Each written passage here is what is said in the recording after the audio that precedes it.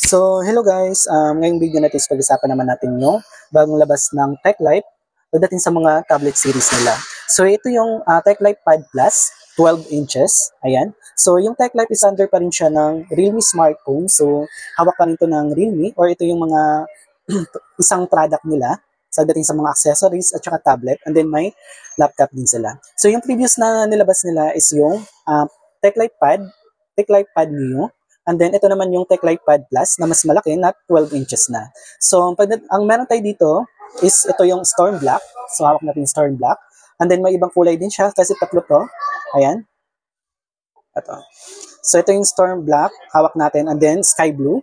And then, yung isa naman is meron tayong Moonlight Silver. So, magugulat kayo dito pagdating sa price nito. So, napakamurang unit lang nito pagdating sa price range niya. Hindi siya umabot ng 15,000 pataas or 20,000.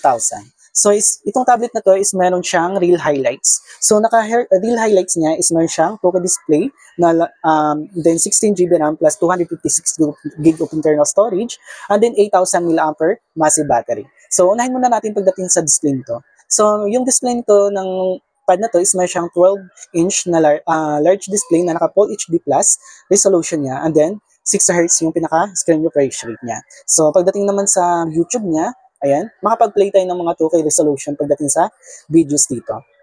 Ayan. So, may enjoy nyo po lalo na kung mahilig kayo manood ng YouTube or movies sa Netflix. So, tamang-tama to. Sobrang laki ng tablet na to. Ayan. So, mas malaki pa siya kay Pad 2. Ayan. And then, ito naman yung, launcher niya. Ayan, yung display niya. And then, pagdating naman sa brightness niya, ayan, maliwanag din siya. Ayan. Sobrang liwanag din niya at saka mas vibrant yung kulay nito. So, pagdating sa, display, ayan, punta tayo sa may settings niya. Tapos, pindutin natin yung display. Ayan. So, meron din siyang color enhancement. So, meron dito is yung natural lang and then boosted. Saturated na kulay niya. Ayan. So, gagamit tayo ngayon ng boosted na, kulay niya. Para mas ma-enhance yung kulay ng mga icon. Ayan. Tapos, pag-usapan naman natin yung, storage nito. So, nabanggit ko kanina is meron siyang 16GB RAM plus 256GB of internal storage. So, ayan. So, tama-tama ito kung mahilig kayo mag-download ng maraming application, tapos mag-alagay ng videos, and then pictures, at saka mga music. Kasi mataas na. At saka hindi mo na kailangan ito lagyan ng memory cards kasi sobrang laki na po ng 256GB of internal storage. So, kung hindi pa enough sa inyo yung 256GB of internal storage, so pwede pa itong lagyan ng memory card up to 2TB. So, pwede pa to. So, kung may memory card pa kayo, so pwede pa nating i-expand dito. Tapos, pagdating naman sa, network niya, is ito is naka 4G LTE na din siya. So, pwedeng lagyan ng memory card, SIM card to, with dual SIM card, kasi naka-hybrid to siya. So, mamili kayo for SIM card ba or memory card. So, dual SIM card to siya. Ayan. And then, after nun, is punta naman tayo dito sa kanyang battery. So, ito is meron siyang 8,000 mAh massive battery.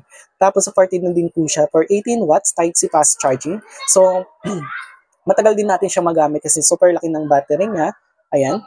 Tapos, supported din naman siya for 18 watts. So, sakto lang din kung mahilig kayo manood ng YouTube at saka playing online games. So, matagal din siya malobat. Ayan. Tapos, after nun, punta naman tayo dito sa kanyang processor. So, ang processor nito is meron siyang Helio G91 na naka 2.0 GHz pagdating sa CPU performance niya at saka naka high efficiency na 12 nanometer na din yung pagdating sa ayan, sa processor pagdating sa performance and gaming while consuming the battery. So, tipid din siya pagdating sa battery niya. Ayan. So, pwede ito kung mahilig kayo maglaro ng online games. And then, samahan pa dito is meron siyang tinatawag na game space. So, yung game space nito, ayan. So, pwede mong makontrol dito yung settings na. Ayan. Ayan. Pagdating naman sa camera niya, is meron siyang 8 megapixel front-facing camera. Tapos, meron siyang 13 megapixel na back rear camera niya. So, nandito po yung pinaka-camera niya. Ayan. So, ito yung camera sample niya. Ayan. So malinaw din yung pinaka 13 megapixel na camera niya. Ayan.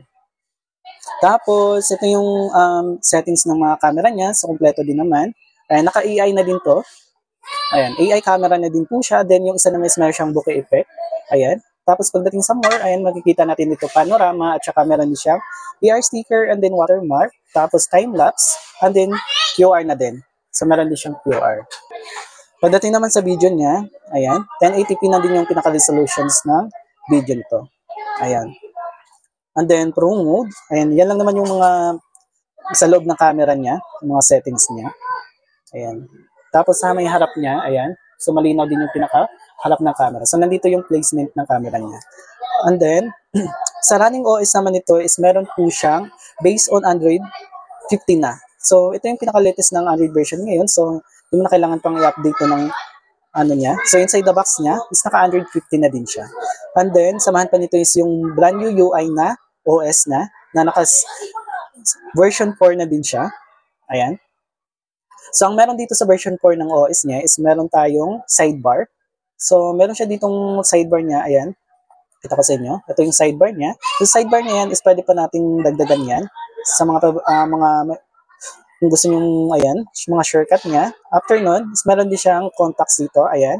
Stopwatch, flashlight, and then compass. Tsaka may roller na din siya. Ayan. Ayan yung mga nasa loob ng sidebar niya.